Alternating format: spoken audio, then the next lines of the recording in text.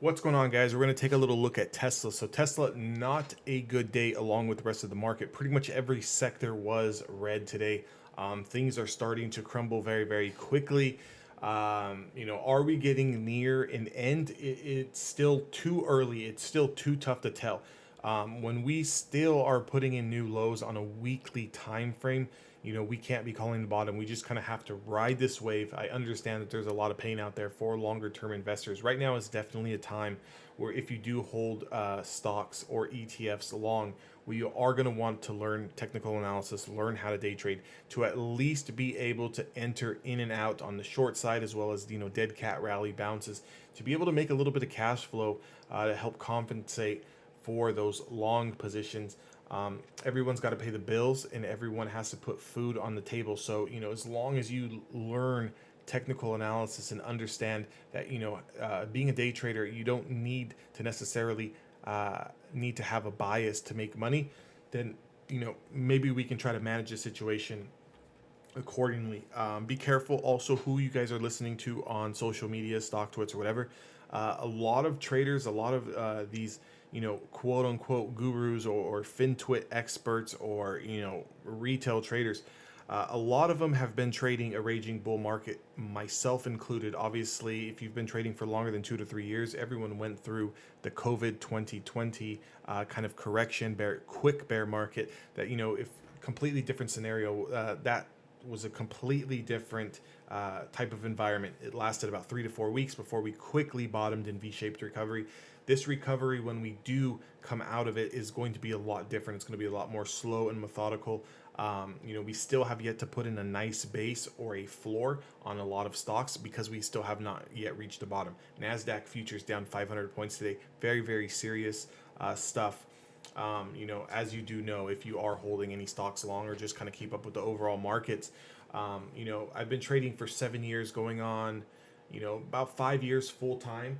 I've had my fair share of pullbacks, so I do know and understand how to trade these. But if I was to sit here and tell you that, oh yeah, I've seen this before, I've seen this in '08 and this is what it kind of was like, I would be lying to you.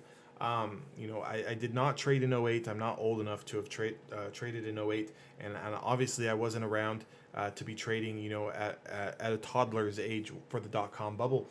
So, the things that I've seen is going to be completely different. I think, if you do manage to kind of escape this and make it through this, you will be well versed to come out on the other side okay, as long as you don't kill yourself, and that's, I'm not speaking literally, but figuratively, if you don't chop yourself up in this market and lose your absolute mind, and you manage to protect your capital and try to be on the right side of the trade intraday, I think that you're going to set yourself up to be a very, very solid and strong trader once you do come out of this. But again, we have to just kind of play the technicals. And I'm just going to kind of go through some of these technicals on a stock like Tesla. Definitely traded Tesla today, 3 separate times. I did go long on calls one time for a very, very small profit, and then I took 2 sides to the downside. Now, there is some traders out there that are going to say, anyone who was going long today, why would you go long on a red day? Well, when you have a strategy and a setup that allows you to be able to scalp to the long side, even in a bear market and even in a down intraday market, your strategy is everything. Rules are everything. So, there's still opportunities. I know there's a lot of people who are not so much bear friendly. A lot of people don't like to short.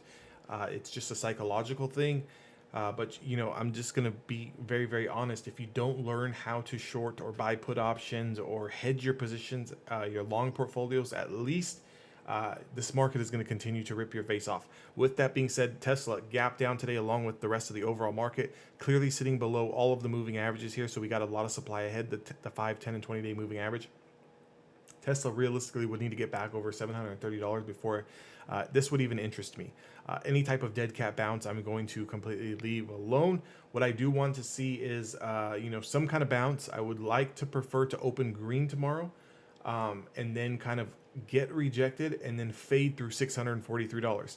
Anything through $643 is going to be a short position for me. I do have about 20 points down to these lows here on 524. Now, if the market is in reverse, let's say we do gap down or we open up red off the bell, what I would be looking for is to trap early shorts, reclaim those pre-market highs and take out today's levels and then go long. So there's two scenarios here. If we gap up green, what we would be looking for is to sit on our hands, get rejected, come through the lows of today. That's your short position. If we open up red or we gap down, what we are going to look for is to trap early shorts, reclaim pre-market highs, and then go long with it and hopefully rip the market for 1,000 points, right? I mean, wouldn't that be great?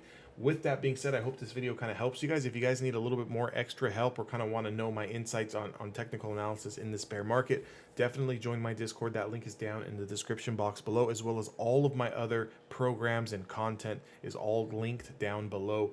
Make sure to like, comment, and subscribe, and I'll see you guys all on the next video.